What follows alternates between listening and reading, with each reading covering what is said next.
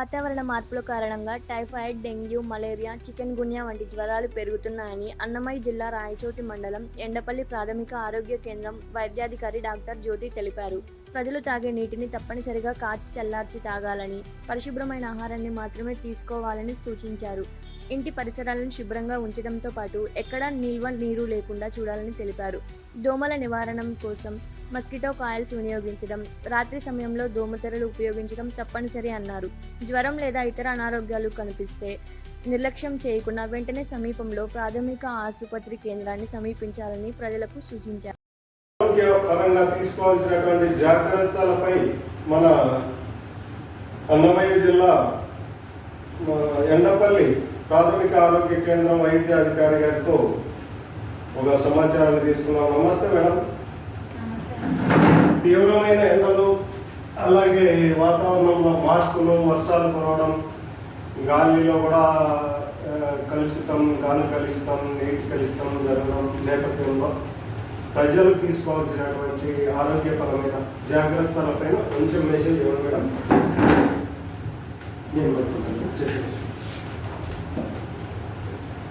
అందరికీ నమస్తే అండి. నా పేరు డాక్టర్ జ్యోతి. నేను ఎండపల్లి పిహెచ్సిలో డాక్టర్గా పనిచేస్తున్నాను.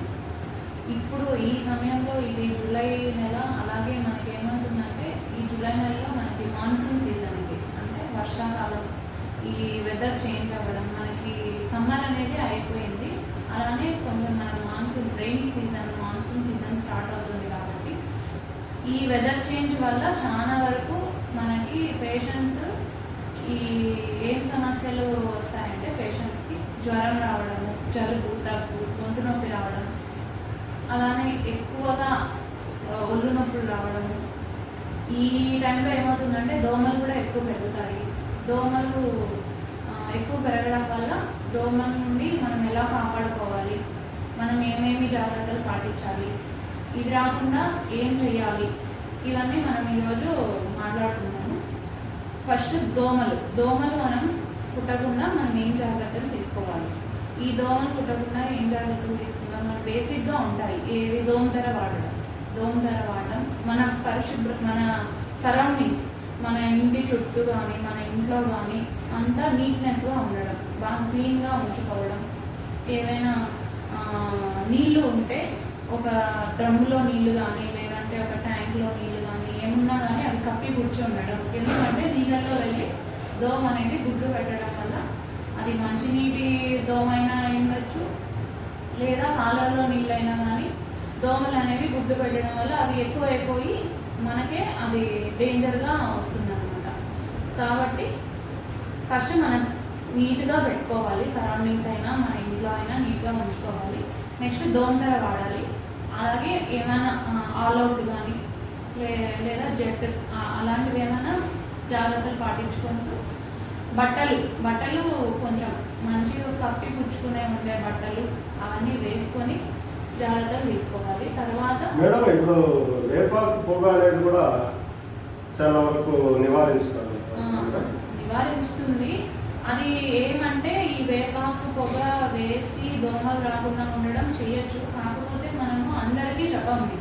ఎందుకంటే ఇప్పుడు కొందరికి పొగ పడకుండా ఊపిరితిత్తు సమస్య ఉన్న వాళ్ళు ఉంటారు, ఆస్తమా ఉన్న వాళ్ళు ఉంటారు, ఈ పొగ అంటే అలర్జీ ఉన్న వాళ్ళు ఉంటారు. అలాంటి వాళ్ళకి మనం వేపాకు పొగ వాడండి, తగ్గుతాయి దోమలు అని చెప్పడం అది కరెక్ట్ కాదు. కొందరికి చెప్పచ్చు, ఇలాంటి సమస్యలు ఏమీ లేవు అన్న చోట చెప్పుకోవచ్చు. అందరికీ మనం చెప్పడానికి లేదు. దాని తర్వాత ఈ జలుబు, దగ్గు, గొంతు నొప్పి ఇవన్నీ కూడా ఈ మాన్సూన్ సీజన్ చేంజెస్ వల్లే వస్తాయి. ఇదేమంటే వైరల్ ఇన్ఫెక్షన్ తొందరగా స్ప్రెడ్ అయిపోతుంది. మనకి దగ్గు, జలుబు, గొంతు నొప్పి ఏమవుతుందంటే ఇప్పుడు అది మనకి వైరస్ కాబట్టి ఈజీగా ఒకరి నుండి ఒకరికి తొందరగా వ్యాప్తి చెందుతుంది. అది మనకి ఈ డ్రాప్లెట్స్ అంటాం, ఈ ఎంగిల్ డ్రాప్లెట్స్ కానీ పక్కన ఉన్న వాళ్ళకి వెంటనే గాలిలో నుండి స్ప్రెడ్ అయిపోతుంది. కాబట్టి కొంచెం జాగ్రత్తలు పాటించుకోవాలి. దాని తర్వాత వేడి నీళ్ళు తాగడం, మెయిన్గా వేడి నీళ్ళు తాగడము. అలానే ఎక్కడ అంటే అక్కడ బయట నీళ్ళు తాగకుండా ఇంట్లోనే బయట ట్రావెల్ చేసినా కానీ మనం ఇంట్లో నీళ్ళు వేడి చేసి చల్లార్చుకున్న నీళ్ళు ట్రావెల్ చేసేటప్పుడు కూడా తీసుకెళ్ళడము, పిల్లలకు కానీ అవి ఇవ్వడము, ఇవన్నీ చేసుకుంటే మనకి ఇవన్నీ కొంచెం మనం సేవ్ అవ్వచ్చు. ఫీవర్ కూడా ఇప్పుడు నేను చెప్పినట్టు దోమల వల్ల కూడా ఫీవర్ వస్తుంది, అలాగే వైరస్ వల్ల కూడా ఫీవర్ వస్తుంది. ఇవన్నీ అనేవి ఒక 5 రోజులు 3 రోజులు నుండి తగ్గిపోతాయి మోస్ట్లీ. తగ్గకుండా దాని తర్వాత మనం బ్లడ్ టెస్ట్ చేయడం అవన్నీ చేసుకుంటాం. మేడం, ఇప్పుడు మీ పరిధిలో ప్రజల నుంచి ఆరోగ్య సమస్యలు ఎలాంటివి వస్తున్నాయి? ఇప్పుడు ఈ మాన్సూన్ సీజన్లో నేను చెప్పినట్టే మాకు ఎక్కువగా గొంతు నొప్పి, జలుబు, దగ్గు, జ్వరం ఇవే మనకి ఎక్కువ వస్తున్నాయి. అలాగే ఈ నొప్పులు కీళ్ళ నొప్పులతో వస్తున్నాయి. జ్వరం వచ్చి కీళ్ళ నొప్పులు, జలుబు, దగ్గు, గొంతు నొప్పి మనకి ఈ సీజన్లో ఇవే ఎక్కువ మనకి వచ్చే వ్యాధులు. పేషెంట్స్ కూడా మోస్ట్లీ వీటితోనే వస్తున్నారు. మేడం, ఇప్పుడు ఆహారంలో తీసుకోవాల్సినటువంటి జాగ్రత్తలు ఏంటి ప్రజలు?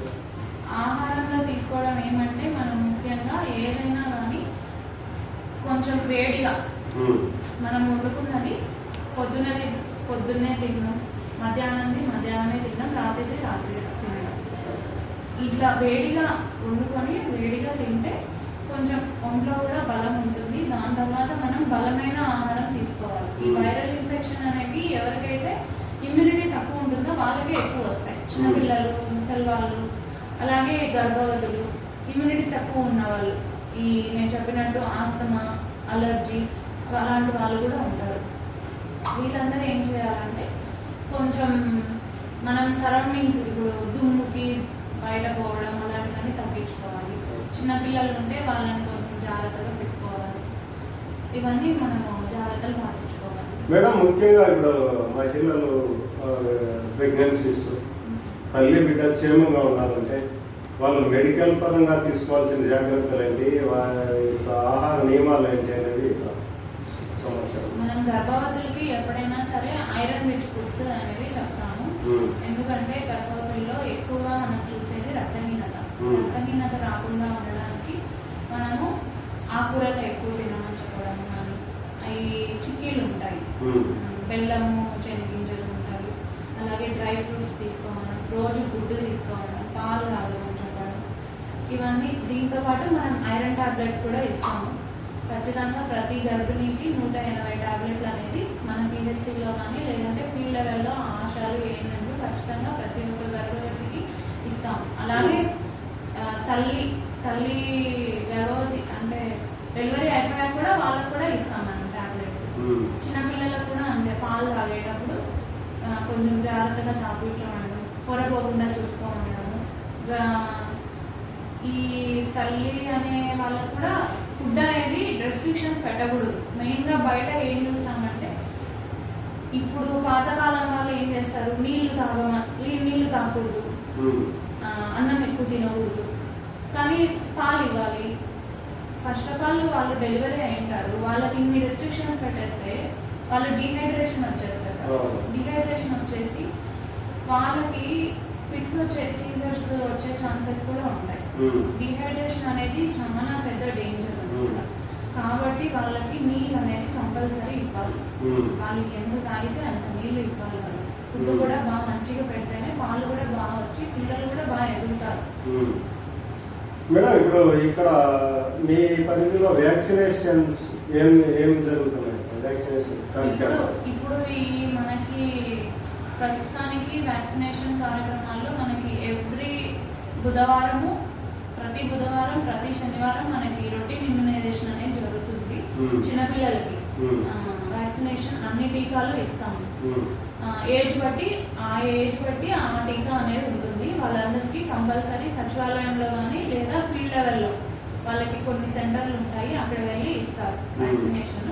దాంతోపాటు ప్రతిరోజు మనకి ఈ హెచ్పివి వ్యాక్సినేషన్ మనకి 14 సంవత్సరాల పిల్లలకి, ఆడపిల్లలకి హెచ్పివి వ్యాక్సినేషన్ అనేది ఇస్తున్నాం మనము. ఈ 14 సంవత్సరాలు నిండి ఉండాలి, 15 సంవత్సరాల లోపల ఉండాలి.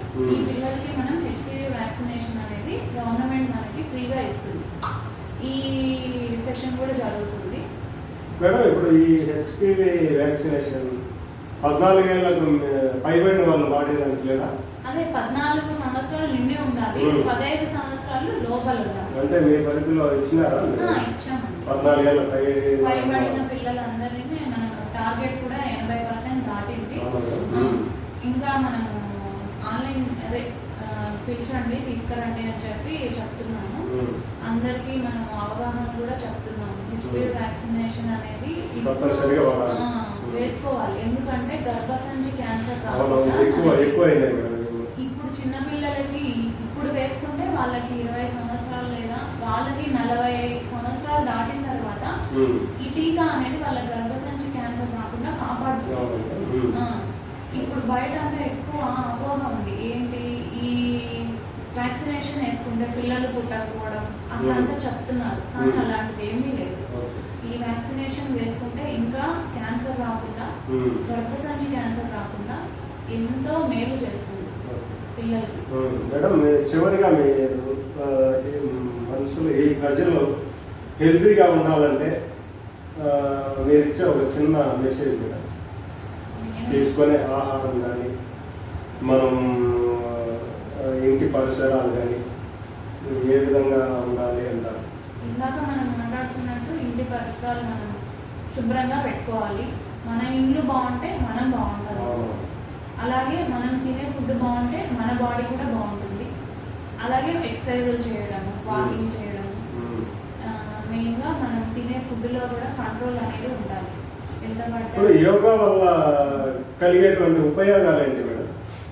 మనము యోగా అనేది చేస్తే మనకి ఫస్ట్ ఆఫ్ ఆల్ బాడీలో ఒక డిసిప్లిన్, యోగా అనేది ఒక డిసిప్లిన్ రావడం వల్ల మనం డైలీ ఒక రొటీన్ అనేది ఏర్పడుతుంది మనకి మన లైఫ్లో కూడా. ఇది చేయడం వల్ల ఏమవుతుందంటే మనకి ఏమన్నా బ్లడ్ సర్క్యులేషన్ కానీ, లేదా మన బాడీ ఫిట్ అవ్వడము, మన మజిల్స్ కానీ, లేదంటే మనలో మెంటల్గా కూడా మనం మానసికంగా కూడా మనం కొంచెం ఒత్తిడి తగ్గడము, ఇవన్నీ మనకి బెనిఫిట్స్ ఉంటాయి. Thank you madam.